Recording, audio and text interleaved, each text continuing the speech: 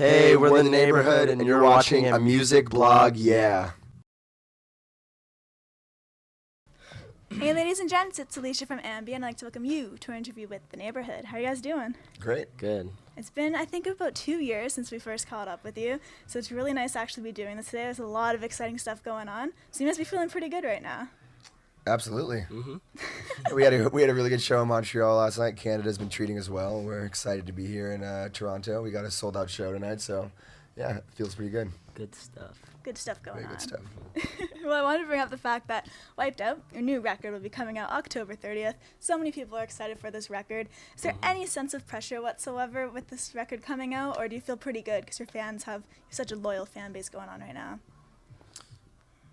I feel like the pressure's gone now that the album's done. You know, Yeah. if there any pressure did exist, which I really don't think there was much, it was when we were making the album. But now that it's out, I feel like the pressure's gone, and we're just actually more excited for it to be out rather than nervous. I think, because I think we all are pretty stoked on it and how it turned out, and we think we have something really cool. So I'm just excited for everyone to hear it. Yeah.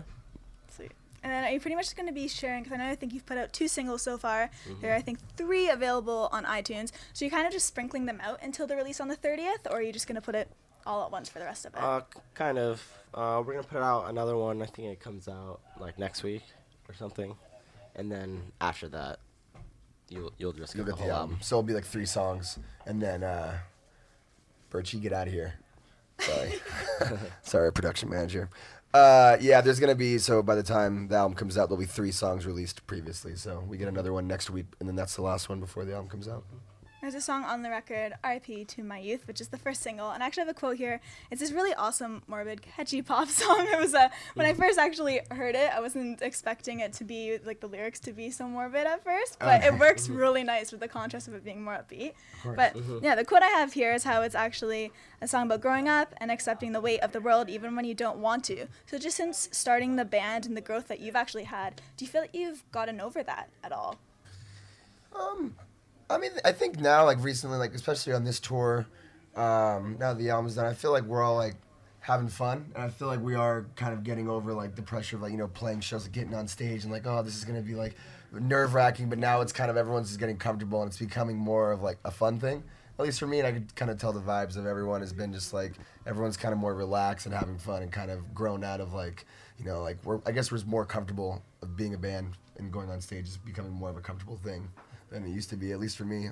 For all of us, especially. Well, because when we were doing our album, it took a while to obviously make and complete. So we haven't toured for a minute now, for almost a year, and it was a little nerve-wracking to go back on the road and play shows again, and especially new music in front of people. Yeah, they've never heard it. No. But now it's starting to lock in. But now since we're 3 weeks in, Yeah. It feels great. Well, even looking in from the outside, I mean, the actual video for that track has now over 1 million views. So, Yeah. I mean, I don't think there's much to be worried about. Oh, It seems it's like your awesome. fans Yeah, are really taking it on, which is Totally. great to see. Absolutely. There's a lyric from that song, which is, "You can play this at my funeral." So just which song would you actually want to be played at your funeral? On the album or any song? Any song. Just to get a little bit of your taste. Any song we played at my funeral. Wow, that's a tough question. What's that Simon and Garfunkel song? Bridge Over Troubled Water. No. Sound of Silence. Yeah, wait. Sing it. That sounds fitting. Sound of Silence, right? Yeah. Hello Yeah. Darkness, Yeah, My Old yeah, Friend. yeah, that yeah, one. I'm gonna be super corny. I'm gonna do The Funeral, Band of Horses. Okay. Pretty fitting, I think. Yeah. Well, I want to bring up the fact that this is called the Flood Tour. Now, usually bands name the tours they're actually on over the record they're touring in support of. So why did you decide to go with calling it the Flood Tour rather than Wiped Out? I guess it was because right now we're on tour with our buddy bands, Suns and Hunny, they're from the same area we are. Yeah. Kind of Northern Los Angeles. Yeah, same area. And before any of us, gained any sort of success, we were all friends, and we were in bands together, and we grew up together, and it's just cool that we get to now all go on tour together, especially around the country, and Just roll deep into your city. We're flooding it up. yeah, so like it's just our, like, our you know, entire we get to crew. take a little piece of like where we came from into Yeah. all these different cities. So I don't know, No, we thought it was appropriate. The way you're promoting it is awesome. It's Oh, like cool, yeah. flooding out your city. You put the little yield sign through everything, like the little emoticon. It fits really, really well.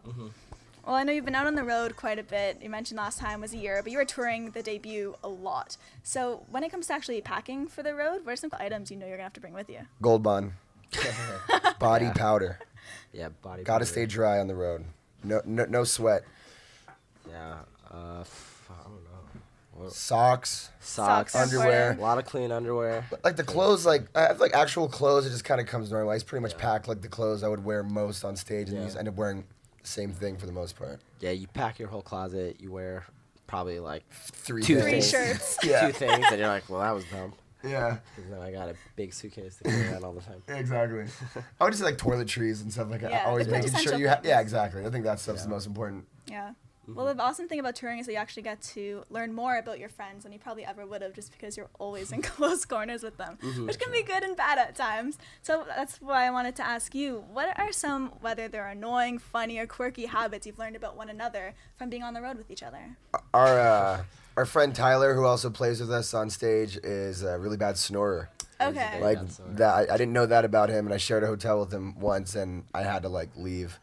Yeah. So it's bad. I didn't know that about him. So yeah. Jeremy Friedman, messy off of tour, even more messy on tour. On tour, yeah. He's a messy boy.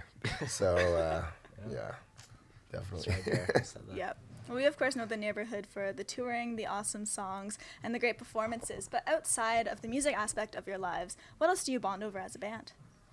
I think we're all pretty big movie buffs. We all really enjoy like movies and like TV series, and having like long arguments about like which director has like a better movie. You know, we always talk. We're having this really gnarly Quentin Tarantino like argument about like which is his like best Best movie.